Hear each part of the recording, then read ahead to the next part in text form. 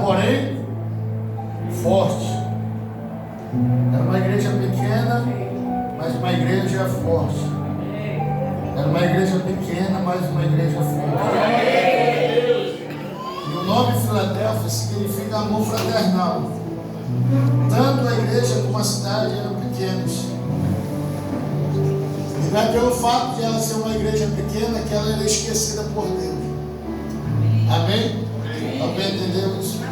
Não é pelo fato de ela ser uma igreja pequena que ela era esquecida por Deus. Tem gente que diz assim: eu sou tão pequeno que Deus nem lembra de mim, né? Mas não é pelo fato de sermos pequenos que Deus se esqueceu. Ele todavia tem o nosso nome gravado nas palmas das suas mãos. Glória a Deus. Então não é o tamanho que vai impressionar Deus, mas é a fé, é o amor, é a vida que nós temos com Ele. Amém, irmão? Sempre digo aqui: nós somos pequenos, mas somos fortes. Amém. Diga ao fraco: eu sou forte. Não é isso que a palavra diz? Diga ao fraco: eu sou forte. Diz assim o verso 8. Vamos ler a partir do verso 7. Ao anjo da igreja. Quem é o anjo da igreja? Quem? Não, meu irmão. Não, meu irmão. Vamos quebrar isso aí. Anjo é anjo. Pastor é pastor. Amém? Amém. Anjo é anjo e pastor é pastor. Porque quando ele diz ao anjo da igreja, cada igreja tem um anjo específico que toma conta daquela igreja. Glória a Deus. Sabia disso? Não tem um anjo pessoal. O anjo pessoal é o anjo que lá fora chama de anjo da guarda. O anjo pessoal é o anjo que nos acompanha desde o nosso nascimento. É o anjo pessoal. Aí existem os anjos ministeriais. Amém? Amém. Então, quem prega a palavra, existe um anjo chamado anjo da palavra. Quando você vai ministrar a palavra, esse anjo ele te acompanha. Quando a dona Régia vem dar uma palavra, o anjo está aqui. Quando o Esaú vem, o anjo da palavra, porque ele que vai te trazer a iluminação da palavra. Ele que vai te iluminar. Sabe quando você está lendo a palavra aí, parece que clareia, aí você entende, né, aquele código. Então é um anjo que está te mostrando, o anjo da palavra. Você que trabalha com louvor, é o anjo da adoração. Quando você vem adorar o Senhor, é o anjo da adoração que te acompanha. Então ele vai adorar. Lá no livro de Isaías diz que eles estão assentados diante do Senhor e proclamam: santo, santo, santo é o Senhor. Em Apocalipse também. Então são os anjos que atuam na adoração. Então quando você louva, quando a igreja adora, os anjos do Senhor descem para receber o louvor e levar até Ele. Amém? É isso que acontece. Nós já postamos várias fotos aqui e vídeo de que acontece. Um clarão. Quem já viu aqui nas fotos? Você já viu o que é isso? É quando os portais celestiais abrem, os anjos descem para levar o louvor. São os anjos da adoração. Quando nós pegamos na quinta-feira os pedidos de oração, e aí nós estamos aqui intercedendo, quem é que vai levar os pedidos de oração? O anjo. Qual anjo? Mensageiro. Ou são os anjos que levam a nossa oração até a Deus e traz a resposta. Anjo escrivão é um anjo que está no culto e anota tudo o que acontece no culto. Tudo isso tem na Bíblia. Tudo que acontece no culto ele vai anotar, né? Ele vai escrever, ele vai prestar conta diante de Deus. Então aqui, você que trabalha com libertação, quem atua contigo é os anjos que atuam na libertação. Você que ensina a palavra, é os anjos que ensinam. Os anjos que atuam na área do mestre. Trabalha com crianças, são os anjos que atuam nas crianças.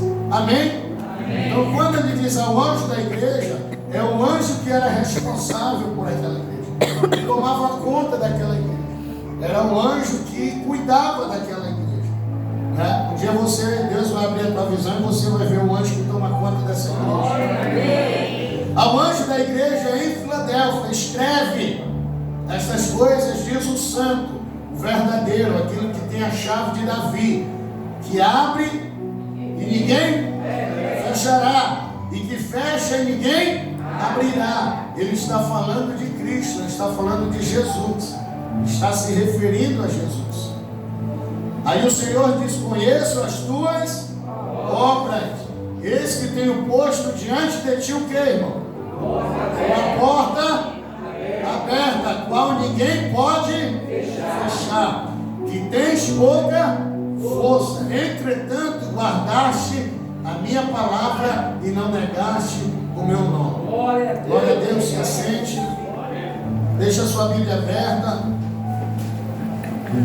já abra lá em Mateus capítulo 6, deixa aberta em Mateus. Então o Senhor dá um comando àquela igreja, envia o anjo e diz: olha, escreve a respeito aí dessa igreja, que essa igreja tem obras, que essa igreja tem buscado o reino de Deus, que essa igreja tem feito o reino de Deus, tem estabelecido o reino de Deus, ela tem frutos, obras aqui são frutos, e as obras salvam? Não, meu irmão, nós sabemos que as obras não salvam, porque a salvação é um presente de Deus, é um dom gratuito de Deus. Obra não leva ninguém para o céu, porque se levasse ia todo mundo que faz obra. Tem gente lá fora que faz obra até muito melhor do que nós. Então aqui ele está falando de obra, está falando de reino de Deus, está falando de trabalho, está falando de fruto, está falando de legado. Então o Senhor está dizendo: olha, eu conheço, eu tenho visto o esforço de vocês, eu tenho visto o trabalho de vocês, tenho visto as obras, as mãos de vocês, os frutos. Tenho visto que vocês, apesar de ser uma igreja pequena, mas é uma igreja que tem me agradado, é uma igreja que tem se esforçado para viver, para guardar a minha palavra. É uma igreja que não tem negado meu nome, mas tem andado segundo a minha palavra. Irmãos, uma igreja, para ela ser forte, uma igreja para ela se permanecer de pé, o alicerce dela deve ser a palavra de Deus. A palavra de Deus, a Bíblia diz que é luz, é lâmpada para os nossos pés e luz para os nossos caminhos. Então a palavra, ela tem que ser a nossa bússola, a palavra tem que ser a nossa fonte, a palavra de Deus tem que ser a nossa bússola, tem que ser o nosso guia, ela tem que ser a nossa arma principal. Por quê? Porque é aqui que nós vamos ter toda a estratégia, tudo aquilo que nós precisamos para vencer, para prevalecer e para permanecer firme. Porque uma igreja que não é fundamentada na palavra, ela não tem raiz, ela não tem fundamento, ela não tem fundação. Qualquer vendaval vai derrubar aquela obra, qualquer chuva, qualquer tempestade lança por terra. Por quê? Porque ela não tem alicerce. E a palavra de Deus, ela é o nosso alicerce, ela é a nossa base. E quanto mais eu mergulho na palavra, mais eu vou criando raiz, mais eu vou me aprofundando, mais eu vou ficando firme, mais eu vou me enraizando. E quanto mais as minhas raízes crescem, mais eu suporto, mais eu entendo, mais eu passo por adversidade, e essas coisas não vão me abalar. Por quê? Porque a palavra é o que me sustenta. O Salmo 1 diz que o justo, ele é como uma árvore plantada junto no ribeiro, e quanto mais ele está fincado ali no ribeiro, mais as suas raízes vai crescendo. E lá em Jeremias, no capítulo 17, diz que quando vem a sequidão, quando vem a tempestade, quando vem o deserto, o justo florescerá, as suas folhas permanecerão verdes, ele não passará por dificuldade, porque ele está plantado no lugar certo, porque ele está se alimentando no lugar certo, porque as suas raízes estão firmadas no Senhor. Então nós precisamos estar firmados na palavra, vivendo a palavra. Cuidado com o que você se alimenta. Aí na internet tem um monte de coisa, de baboseira, que isso vem denegrindo a palavra. Tem gente até querendo reformular a palavra. Tem gente dizendo que a Bíblia já é um livro ultrapassado, que a Bíblia é um livro de mais de 2.000 anos, 3.000 anos, que precisa ser atualizado, que precisa ser deixado de lado alguns costumes, algumas coisas. mas a palavra diz que ela se renova todo dia. A palavra se renova todo dia, todas as manhãs. A misericórdia do Senhor se renova sobre nós. Então essa igreja era uma igreja que vivia, que não negociava os princípios da palavra, que honrava a palavra de Deus e que honrava o nome do Senhor. Uma das coisas que estão saindo de dentro da igreja, você não vê mais o nome Jesus. Você entra em algumas igrejas, você não tem mais a referência de nada, que aquele lugar é um lugar santo, que aquele lugar é um lugar santo, que é um lugar consagrado ao Senhor. Porque são princípios inegociáveis, irmãos. Nós não podemos perder os princípios de Deus, os princípios da palavra. Esse lugar é santo, esse lugar é diferente. Esse lugar é um ambiente de glória. Esse lugar é onde Deus desce para falar conosco. É onde Deus abençoa, é onde Deus se manifesta em cura e restauração. Então nós precisamos honrar aonde nós estamos. Nós precisamos honrar a casa de Deus, amar a casa de Deus. E não fazer da casa de Deus um lugar qualquer. Lá no livro de Eclesiastes, ele diz assim: guarda os teus pés quando entrares na casa do Senhor. Amém. Tenha zelo, tenha cuidado. Porque você não está entrando em qualquer lugar, irmão. Amém.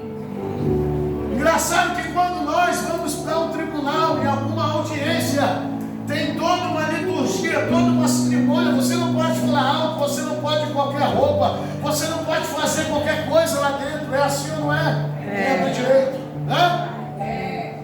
Por quê? Porque senão tem uma autoridade lá que pode até mandar prender.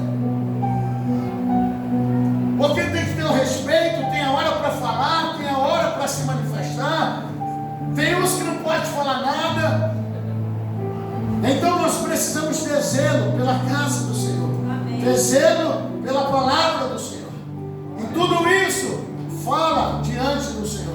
Por isso que o Senhor diz: eu conheço o que vocês têm vivido. Eu conheço a vida de vocês. Eu sei que vocês têm praticado a palavra. Eu sei que vocês têm andado na palavra. Eu sei que vocês têm honrado meu nome. Eu sei que vocês têm zelado pela minha casa. É o zelo pela casa do Senhor. A palavra diz, o salmista diz: o zelo pela tua casa me consome. O que é o zelo pela casa? Você sabia que se você vê um copo no chão, não precisa de água no vinho para juntar? Você tem mãos para ir lá e juntar. Você sabia que essa mesa aqui, se estiver bagunçada, você não pode esperar a pastora arrumar, mas você, como servo, como filho, como participante da casa, eu vou arrumar a mesa do Senhor. Amém? Amém. Amém, irmão? Amém. Se você vê um banheiro bagunçado, é a casa do Senhor. Cuide, irmão. Zele, preserve. Se a água acabou, alguém um dia, já faz tempo isso: pastor, a água acabou. É mesmo, varão? Providencia, dá o teu jeito, varão. Agora não, graças a Deus, o Fabinho é responsável por isso. Então quando a água acabar, culpa o Fabinho, não vem mais culpa sua. Logo no início, antes de nós trocarmos o vaso, isso ano passado, alguém deixou um lembrete lá. E nós estávamos aqui no culto de casais, eu não sei, estava tendo uma festa aqui. E alguém chegou comigo e disse assim: pastor, tem um negócio do senhor lá do banheiro, que não fica pra ti. Quando eu cheguei lá, eu vi aquele mussulo lá dentro. O sangue de Jesus. Aí todo mundo comendo. Mas fazemos parte. Então zele pela casa do Senhor. Amém, irmão? Não chame o pastor só para isso. Aí nós tivemos que trocar o vaso, graças a Deus. Então foi liberto também, eu acho. Então cuide, fale para o seu irmão: cuide da casa do Senhor. Preserve a casa do Senhor. Ame a casa do Senhor. Amém? Ensine os seus filhos, não jogue, não risque, não bagunce. Amém? Então essa igreja tinha esses princípios. Eles viviam, eles tinham esse temor. O que é isso? É temor. Temor não é ter medo, mas é respeito e honra.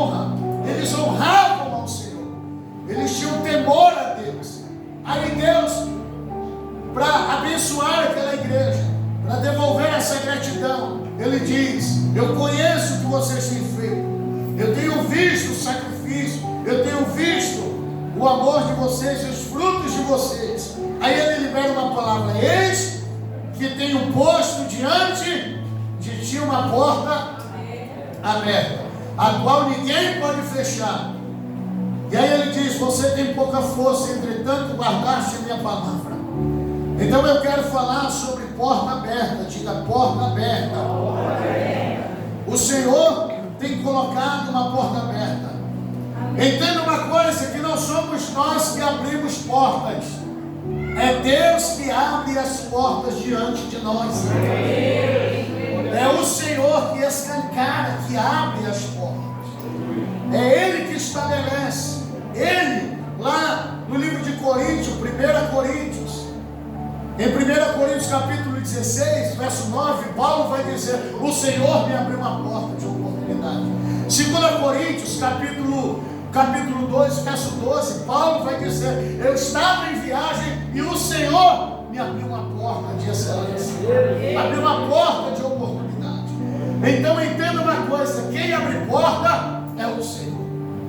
Não é a força do teu braço, não é do teu querer, não é do teu tempo, mas é no tempo do Senhor. É na hora que Ele decide, é na hora que Ele libera, é na hora que Ele desata. É Ele que coloca a porta diante de nós. Às vezes nós ficamos ansiosos, preocupados, porque queremos de qualquer jeito. E aí muitas das vezes entramos por portas que não é o Senhor que abriu, mas foi o nosso braço que abriu.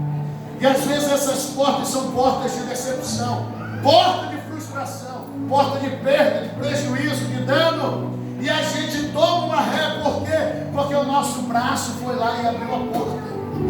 Mas quando nós confiamos no Senhor e esperamos no Senhor, Ele abre a porta no momento certo. Ele nos coloca diante das portas de oportunidade. Ele sabe o que nós precisamos e o que nós necessitamos. Ele conhece o desejo do nosso coração. Então eu preciso confiar em Deus e esperar o momento certo em que esta porta irá se abrir. E aqui Ele abre esta porta para a igreja na hora certa, no momento certo, no dia certo, na hora certa, no segundo certo. É na oportunidade de Deus, irmãos. Então não se preocupe com as portas abertas. Não se preocupe: o fulano vai abrir uma porta para mim. Eu estou confiando no ciclano, porque ele vai abrir a porta. Não, irmão. Quem abre porta é o Senhor. Quem abre porta é o Senhor. Eles que colocam diante de ti uma porta aberta. Primeira característica: é Deus que abre porta. É o Senhor que abre porta. Mas nós temos algumas atitudes, algumas ações que nós fazemos, que isso vai nos colocar diante das oportunidades que o Senhor está nos oferecendo. A primeira está em Mateus capítulo 6, verso 33. O que diz? Mateus 6, 33. Qual é a primeira característica? Para que eu acione as chaves espirituais para abrir as portas que o Senhor colocou diante de mim. Olha o que diz: buscai, pois, em primeiro lugar o teu reino, irmão. É o teu reino, a tua vontade, o teu querer, é o teu desejo, o teu sonho. Não, ele diz: buscai, pois, em primeiro lugar o seu reino, o reino de Deus e a sua justiça. É a primeira chave que Deus nos entrega. É a chave da renúncia. Chave da renúncia. Diga: renúncia. Renúncia. O que é renunciar? Renunciar o meu eu, a minha vontade, o meu desejo, e buscar em primeiro lugar o reino de Deus. Quando eu busco o reino de Deus, a justiça de Deus, não a justiça própria, mas a justiça de Deus. Quando eu vivo na dependência de Deus, quando eu vivo segundo o querer de Deus, quando eu vivo não no meu comando, não na minha diretriz, mas no comando de Deus, na diretriz de Deus, na palavra de Deus, quando eu ando segundo a vontade de Deus, a Bíblia diz que todas as coisas vos serão acrescentadas. renunciar. A primeira característica, diga renunciar. Isso é uma escala de valores, irmãos. Porque a escala de valores do mundo lá de fora é primeiro eu, segundo eu, terceiro eu, quarto eu, quinto eu. Não é isso? É para mim, é para mim, é para mim, é para mim. Mas na escala de valores de Deus, o que a Bíblia diz? Aquele que quer ser maior, seja o menor. Aquele que quer crescer, tem que descer. Aquele que quer honrar, aquele que quer ser honrado, ele tem que honrar. Aquele que quer ser grande, ele tem que ser pequeno. Aquele que quer estar lá em cima, ele tem que começar aqui de baixo. Aquele que quer colher, ele tem que plantar. Não é isso que a Bíblia diz, irmão? São escalas de valores. Então, quando você busca o reino de Deus, quando você dá preferência para o reino de Deus, quando você prioriza o reino de Deus, o reino de Deus vai te priorizar. Quando você prioriza o reino de Deus, o reino de Deus vai te priorizar. Quando você coloca o reino em primeiro lugar, as demais coisas serão acrescentadas. Deus te favorece, as bênçãos começam a aparecer, as portas começam a se abrir. Deus começa a te colocar diante das oportunidades que Ele está te proporcionando, irmão. Glória a Deus. Por quê? Porque o teu coração não está aqui, o teu coração está nele. A tua mente não está embaixo, mas está em cima. Então é priorizar o reino de Deus, é renunciar à sua vontade, é colocar Deus em primeiro lugar em tudo, irmão. Nós dizemos que colocamos o Senhor em primeiro lugar, mas muitas das vezes nós não colocamos. Nós falamos que Ele é o dono da nossa vida, mas nós acabamos fazendo a nossa vontade do que a vontade dEle. Isso não é renúncia. Renúncia é você viver na dependência de Deus. Renúncia é você ouvir a voz de Deus e Deus dizer assim: não faça, não faz. Para, acorda na madrugada, porque eu quero falar contigo, porque eu quero me relacionar contigo, porque eu quero te entregar algumas coisas. Renúncia é você abrir mão para se esconder em Deus, para ouvir a voz de Deus, para ter intimidade com Deus, irmãos. Isso é renúncia, é dizer não para a sua carne. A Ludmila Feber contava no testemunho que quando ela estava cansada na madrugada, veio de várias viagens, shows, e aí 3, 4 horas da manhã, ela ouvia o Espírito Santo sussurrar no ouvido dela, dizendo: acorda, porque eu quero conversar contigo. E ela disse: eu estou tão cansada. E o Espírito Santo dizia: mas eu quero só alguns minutinhos teus. E ela levantava dali, pegava o violão dela, ia para o outro quarto, e ali o Espírito Santo começava a falar com ela, começava a ministrar, começava a dar louvores, começava a dar ministração. O que é isso? É viver uma vida de renúncia, é se voltar para Deus. Nós queremos ser usados por Deus, nós queremos ser um instrumento nas mãos de Deus, nós queremos ser uma potência nas mãos de Deus, mas nós não renunciamos à nossa carne, nós não abrimos mão da nossa vontade. Fazer 3 horas de jejum, 4 horas de jejum, 5 horas de jejum é um sacrifício, porque vai dar dor de cabeça, porque a barriga vai doer, porque eu não consigo passar fome, porque eu já estou acostumado a ter um banquete. E a renúncia é quando nós abrimos mão. A renúncia é quando nós paramos de ouvir a voz da nossa alma e ouvimos a voz do Espírito Santo processando em nós. E Ele tem saudade de nós. E nós precisamos renunciar. Para quê? Para que as demais coisas sejam acrescentadas. Quando nós aprendermos a renunciar, quando nós aprendermos a dizer não para as nossas vontades, a dizer não um pouco para o celular, a dizer não um pouco para a televisão, para a série, para o filme. Faça um desafio essa semana. A série que você assiste, 40, 50 minutos de série, faça um desafio: eu vou tirar o tempo que eu ia assistir essa série para orar, para ler a palavra. Porque a gente passa 2 horas, 1 hora, 1h30, sei lá quanto tempo vendo um filme, mas nós não passamos meia hora, 1 hora lendo a palavra. Porque dá sono, dá cansaço, dá fadiga. dói a costa, dói o joelho, dói a perna, dá fome.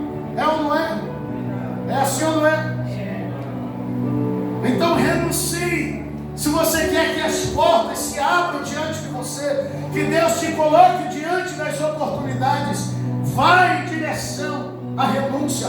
Busque em primeiro lugar o reino de Deus e a sua justiça. Busque o reino de Deus. Atraia o reino de Deus para dentro da sua casa. Estabeleça o reino de Deus para dentro da sua casa. Estabeleça o reino de Deus na sua vida. Aonde você estiver, o reino precisa estar com você. Para que você seja um agente de milagre, um agente de cura, para que você libere uma palavra sobre a vida de alguém. E isso vai mudar a vida dela, isso vai impactar, isso vai curar o enfermo, isso vai restaurar alguém que está quebrado. Quando o reino de Deus está em nós, nós somos embaixadores do reino, e o reino se propaga, o reino cura, o reino restaura, o reino transforma, o reino muda o ambiente, meu irmão. Aonde você chega, se você tem o reino de Deus com você, isso muda a atmosfera do lugar, irmão. Comece a se renunciar para que o reino se estabeleça em você. E quando ele começar a se estabelecer, aí você não precisa nem pedir, as portas se abrirão. Deus te colocará diante de oportunidades, Deus te colocará diante das portas abertas, Deus te colocará diante das bênçãos.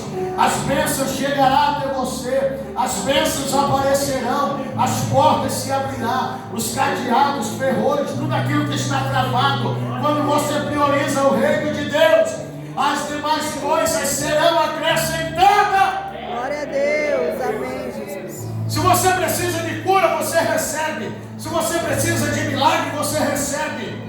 Se você precisa de uma bênção financeira, ela vai chegar.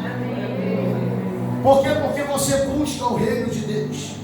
Então renuncie. A primeira chave é essa, chave da renúncia. Priorize as causas do reino. Dê preferência às causas do reino antes da sua. Amém? A Bíblia diz que é melhor dar do que receber. Então priorize as causas do reino. Dê prioridade para aquilo que o reino pode te oferecer. A segunda chave que o Senhor entrega nas nossas mãos está em Atos capítulo 12. Abra aí a sua Bíblia. Atos capítulo 12. Está anotando aí não, né, irmão? Você já sabe de tudo isso. Glória a Deus. Atos capítulo 12. A segunda chave que o Senhor entrega nas nossas mãos. Porque uma coisa é você estar diante de portas. A segunda é você entrar. A segunda é você entender o tempo de Deus, o kairos de Deus e passar por essas portas. Glória a Deus, aleluia a Deus. Segunda característica, segunda chave, diga oração. Oração. Acharam Atos capítulo 12, verso 5?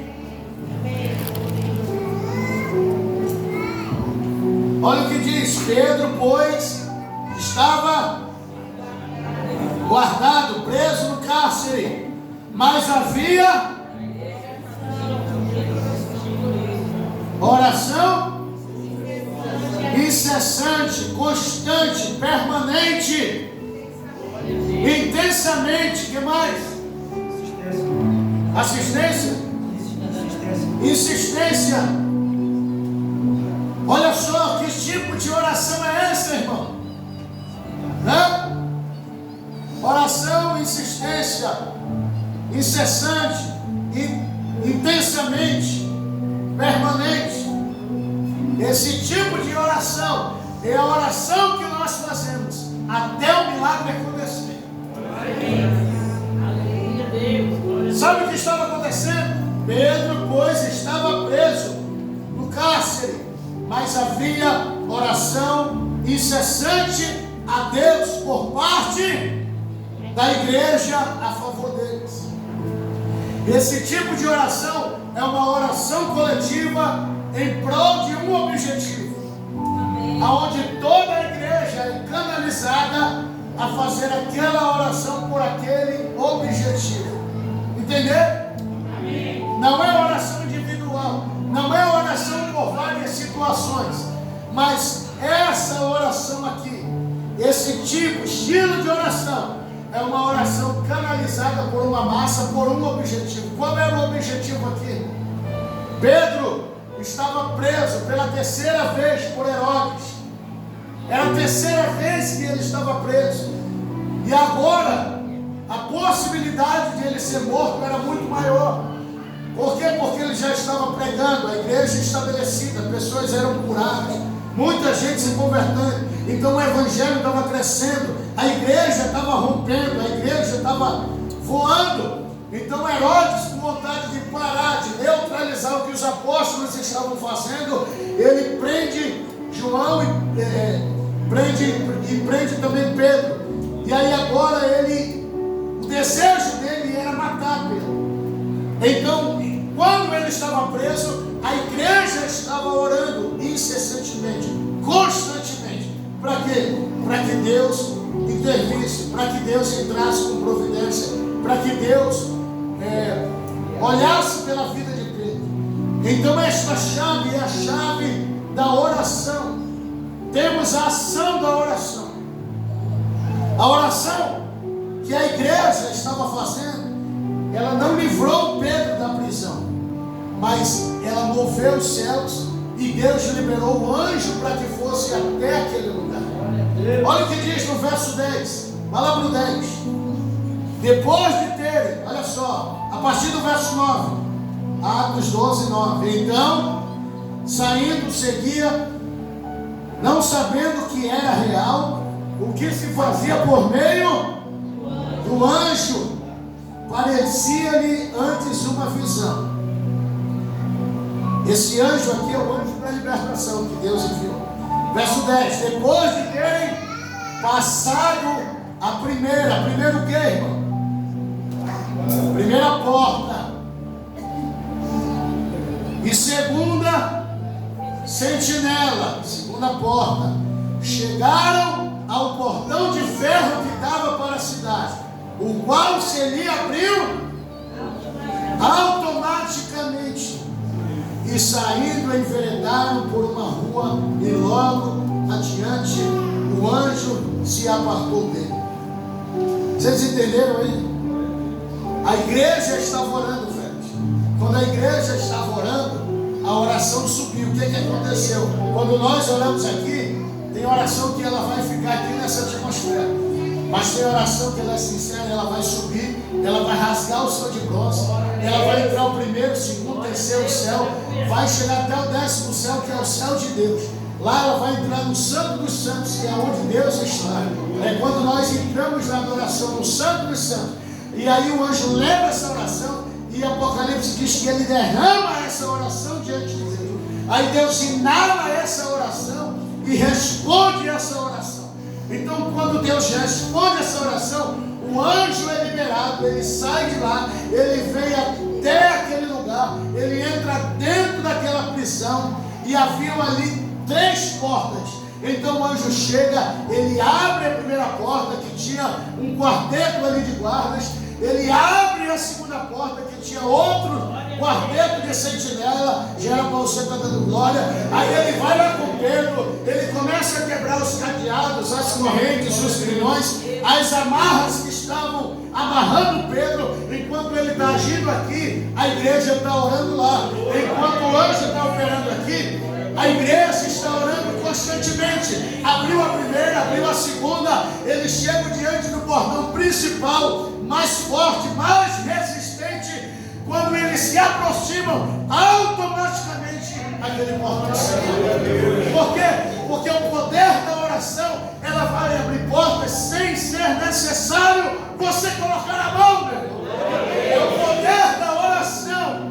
Não pare de orar. A igreja não pode parar de orar. A oração, ela moveu o céu. A oração trouxe um anjo. A oração constante libertou Pedro, quebrou correntes, quebrou grilhões. A oração fez os soldados dormirem. A oração quebrou o portão principal e abriu-se a porta automaticamente. Então a oração, ela tem poder de nos levar a lugares que nós não chegaríamos, irmãos. Enquanto a igreja estava orando, o milagre acontece. Por que nós falamos? Não pare de orar. Ore constantemente, ore incessantemente. Se você está alegre, ore. Se você está triste, ore. Se você está chorando, ore. Se a porta fechou, ore. Se a porta abriu, ore. Não importa a situação que você esteja vivendo, tenha uma vida de oração. Não importa a circunstância que você esteja vivendo, seja um homem e seja uma mulher de oração. Continue orando. Não pare de orar. A Bíblia diz em Filipenses: orai sem cessar. Orai sem cessar. Ore até você ver o céu se abrir. Ore até você ver as coisas mudarem. Sabe qual é o problema da igreja? Sabe por que a igreja não recebe, Fabinho? Sabe por que muitas das vezes nós perdemos a batalha? Porque quando nós levantamos um altar de oração, a gente olha, se levanta gigante de um lado, se levanta gigante do outro, uma porta se fecha aqui, recebemos um contra-ataque daqui, começa a vir desânimo, começa a vir tristeza. Aí sabe o que o crente faz? Ele, ao invés de prosseguir, de romper, de transpor, de avançar, ele diz: eu vou parar de orar, porque não está dando certo, porque eu não estou vendo nada acontecer, porque não está, parece que piorou. É assim ou não é, irmão? Tem alguém aqui?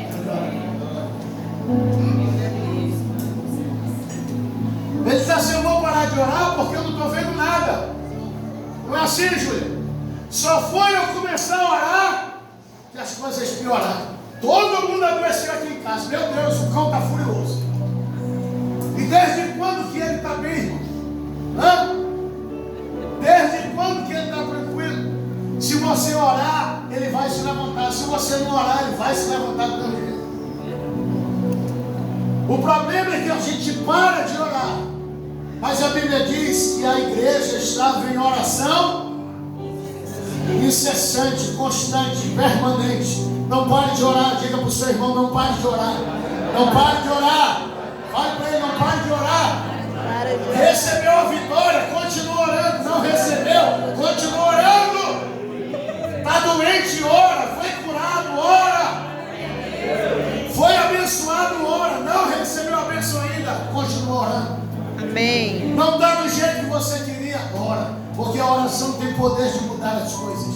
A oração tem poder de mudar a situação.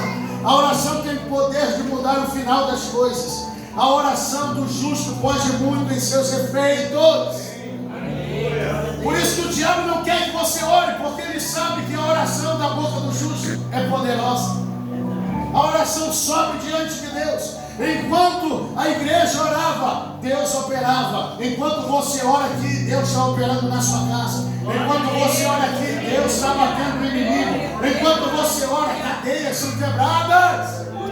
Enquanto você ora, o mundo espiritual está acontecendo algo, irmão. Enquanto você ora, o céu se movimenta em teu favor. E a oração é a chave que nós temos para nos colocar diante das portas abertas. A igreja orando, o anjo chega, abre a primeira porta. A igreja orando, abre a segunda porta. A igreja orando e o portão abre automaticamente. Ei, quer ver Deus te colocar diante das portas abertas, escancaradas? Comece a orar. Comece a orar. Comece a orar incessantemente. Comece a orar.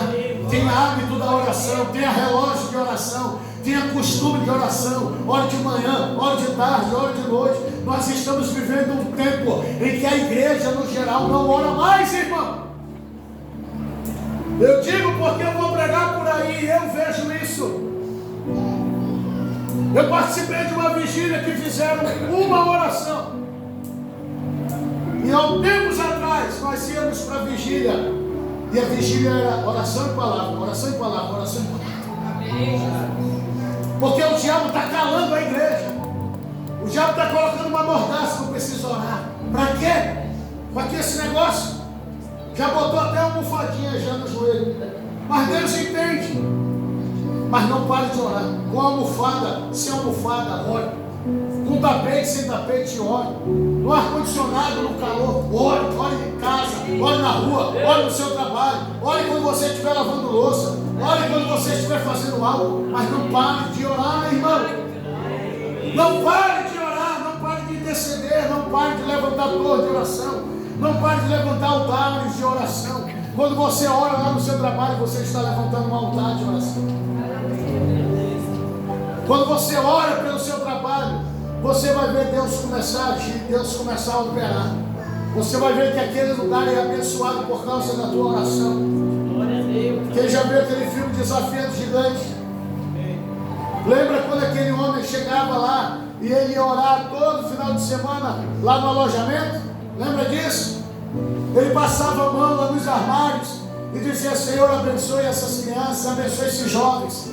E aí, por muito tempo, aquele homem levantava o altar de oração. E chegou um dia que Deus trouxe avivamento dentro daquela escola. Chegou um dia que Deus começou a quebrantar aqueles jovens. Chegou um dia que Deus se revelou àquela juventude e eles começaram a se voltar para Deus. Quer ver os seus filhos se voltarem para Deus, terem sede de Deus? Comece a levantar o altar de oração dentro dos quartos dele. Comece a orar na cama dele. Comece a orar na roupa. Comece a orar no guarda-roupa. Comece a orar nas coisas dele, nas joias dele. Tem alguém entendendo isso aqui? Amém. Comece a orar, irmão. Levante um altar de oração. Levante uma torre de oração. Comece a fazer isso. Eu vou botar lá meu pedido de oração. Começa você a fazer isso. Quando você começar a fazer, você vai ver que as cadeias vão começar a se quebrar. Os grilhões vão começar a quebrar. As portas vão começar a se abrir. Porta de libertação, porta de restauração. Essa porta que se abriu aqui é uma porta de libertação. Quer libertar a tua família? Começa a orar por ela. Começa a orar. Começa a orar, ora pela comida que você dá. Se você tem um marido que não é crente, quando você estiver fazendo comida, ore pela comida e diga: Senhor, assim como essa comida alimenta ele, que a tua presença, que a tua unção, que o desejo de te conhecer entre nele e que ele tenha experiência contigo, que ele tenha sonhos contigo. Comece a orar, e aí você vai ver as coisas começar a acontecer. Se não estiver acontecendo nada, não se preocupe, porque isso é processo. Só colhe aquele que planta. Se você ora, se você é um crente que ora, se você é um homem ou uma mulher que ora, uma hora você vai colher. Uma hora você vai colher. Vou falar até por entender, uma hora tu vai colher. Uma hora tu vai colher. Uma hora a tua oração vai ser respondida. Uma hora a tua oração vai ter resposta. A Bíblia diz que Ana, durante 25 anos, sacrificava, chorava, se lamentava, murmurava. No 26º ano, ela ora, faz uma oração diferente e Deus abençoa. Oração constante, incessante. A Bíblia diz que o filho da viúva morre, ela leva até o profeta. E o que acontece? Ele coloca o menino numa cama. E aí o que ele faz, irmão? Ora, e o menino levanta? Não. Ele ora e não acontece nada. Aí ele volta. Ora de novo. O menino não levanta, ele ora de novo. Não, vou continuar orando. Sabe o que é isso? Oração constante, incessante, permanente. Eu orei, agora Deus vai ter que fazer o milagre. Se você não vê, continue orando. Continua orando, continua orando. Era o profeta, era o representante de Deus. A bênção não chegou, o menino não ressuscitou. Eu vou continuar orando. Eu vou continuar orando até ele ressuscitar, até a vida voltar para ele. Não deu certo? Vou orar de novo. Daniel se prostra para orar. A resposta não chega, ele se levanta. Continua orando. Ele continua orando. Alguém está entendendo isso aqui? Continua orando, continua buscando, continua orando, continua buscando, continua orando, continua buscando. 1 dia, 2 dias, 3 dias, 4 dias. Eu vou orar, porque toda a minha oração é respondida. Eu vou orar, porque eu tenho conexão. Quem ora tem conexão com os céus. Quem ora tem livre acesso ao céu. Quem ora tem bagagem no céu. O crente que ora, ele tem intimidade com o céu. O crente que ora, ele tem conexão direta com o trono de Deus. O crente que tem uma vida de oração, ele sabe o poder que tem, ele sabe a autoridade que tem. Quando alguma coisa está dando errado, Quando alguma coisa está fora do controle, ele não para de orar, mas ele permanece na oração, ele avança na oração, ele vai intensificar a oração, irmão. Quando não está dando certo, quando está travado, intensifique na oração. Se você orava meia hora, eu vou orar 1 hora. Se está orando 1 hora, eu vou aumentar para 1h15, para 1h30. Intensifique a oração, avance na oração, permaneça na oração, meu irmão. Mas não pare de orar, não cesse de orar. Não diminua a intensidade da sua oração. Permaneça firme. Eu creio que enquanto a igreja estava orando, o pastor deve ter dito assim, estou conjecturando isso aqui. Vai lá no palácio, na porta do cárcere, vê se está acontecendo alguma coisa. A igreja orando e tinha alguém olhando lá, não está acontecendo nada. Volta, vamos continuar orando. Vai lá de novo, não aconteceu nada. Vai de novo, não aconteceu nada. E a igreja orando aqui. Aí chega uma hora que lá vem a pessoa correndo desesperada. Ei! A porta se abriu. O portão se abriu. Os soldados dormiram, lá vem Pedro, caminhando, sozinho, não tem ninguém com ele. Resposta de oração, irmão. Resposta de oração. O crente que ora, ele tem resposta. O crente que ora tem resposta de Deus. O crente que ora, ele tem resposta de Deus. Se você não tem resposta de Deus, é porque você não está orando. Se Deus não está falando com você, é porque você não está orando. Se Deus não está se revelando a você, reveja os seus conceitos. Comece a orar, comece a ter intimidade na oração, comece a ter uma vida de oração. Quer ver as portas se abrirem? Ora. Quer ver o impossível acontecer? Ora. Quer ver o milagre acontecer? Ora, meu irmão. E Deus vai te colocar diante das portas e ela vai se abrir automaticamente. Eu quero profetizar que Deus vai abrir essas portas, que Deus vai te colocar diante das portas automáticas. Sabe, eu vejo agora aquelas portas de shopping, quando você chega, ela abre. É assim que Deus vai fazer contigo, meu irmão. E Ele vai te colocar diante das portas automáticas. Você vai pisar, e é profético, porque a Bíblia diz: aonde colocar a planta dos teus pés, tu tomarás por herança. Quando você pisar, a porta se abrirá. Quando você pisar, a porta se abrirá. Você entrará e se alegrará. Você será feliz. Você dará testemunho do que o Senhor estará fazendo e já está fazendo, em nome de Jesus. Ora mandarás calamarás. Terceira característica, irmão. Terceira chave. Está lá em Gênesis. Gênesis 22. Qual é a primeira chave?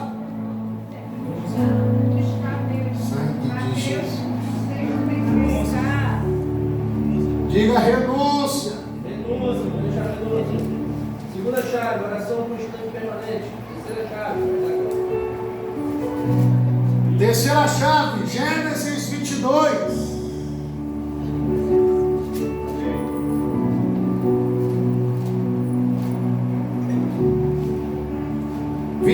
Verso. Quer adivinhar, né? 22, verso 5. Então disse Abraão a seus servos: esperai aqui com o jumento. Eu e o rapaz iremos até lá, e havendo adorado, voltaremos para junto de vós. Olha o verso 13, o que diz?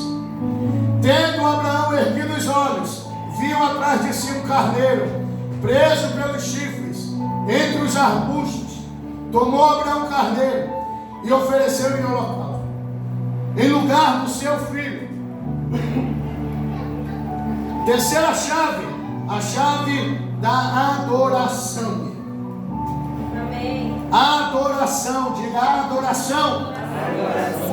No verso 5, quando Deus desafia Abraão, quando Deus prova Abraão, Abraão não subiu um monte para sacrificar.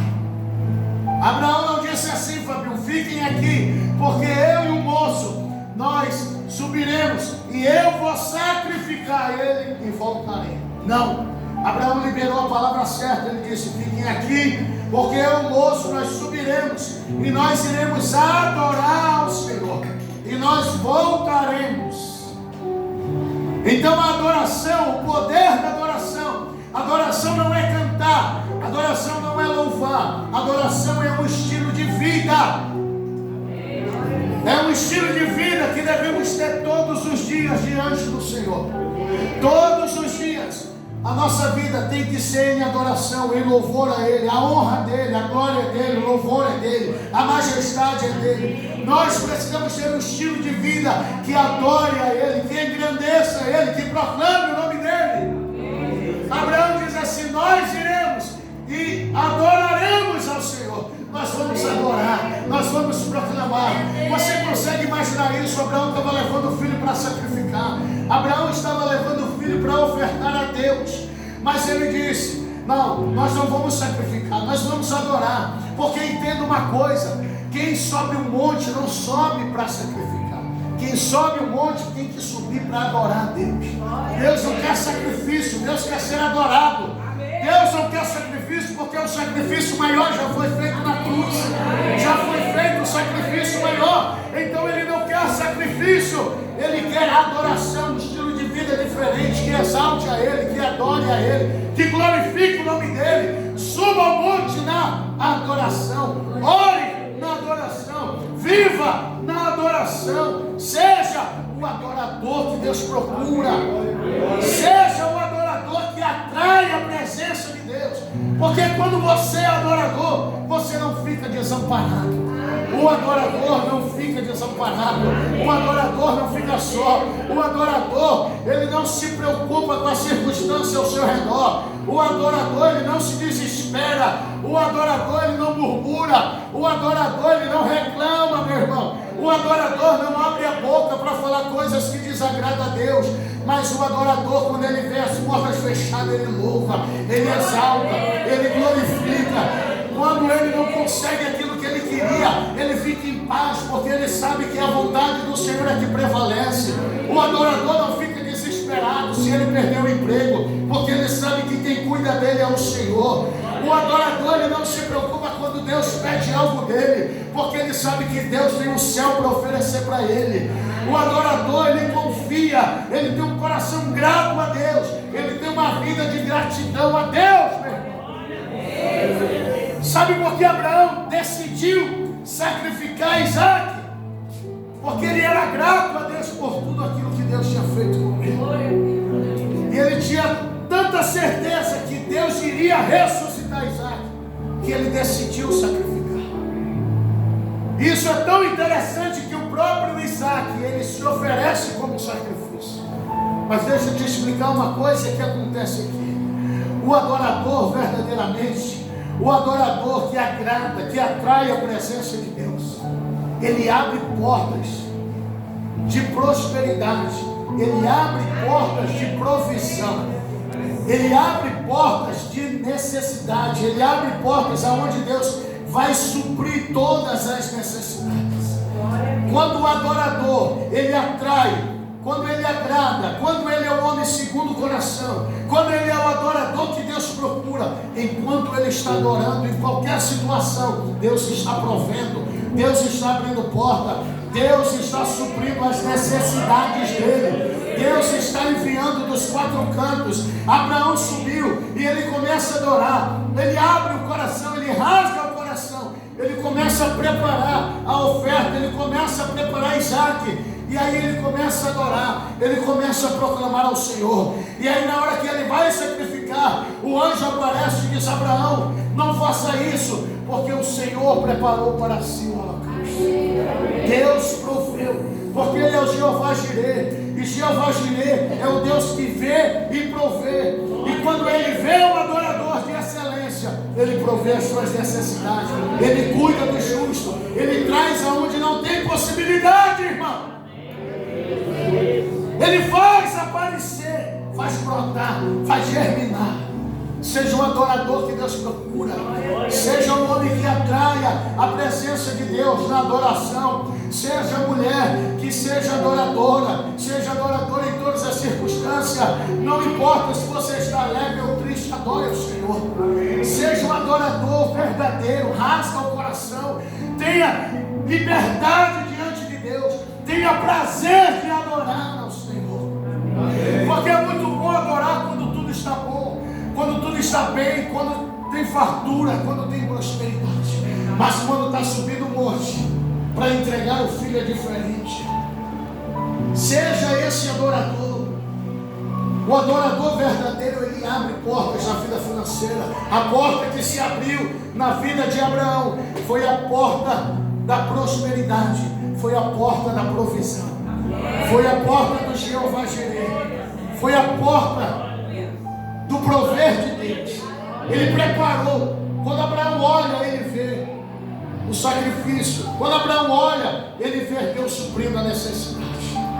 Ao invés de murmurar, adore ao Senhor.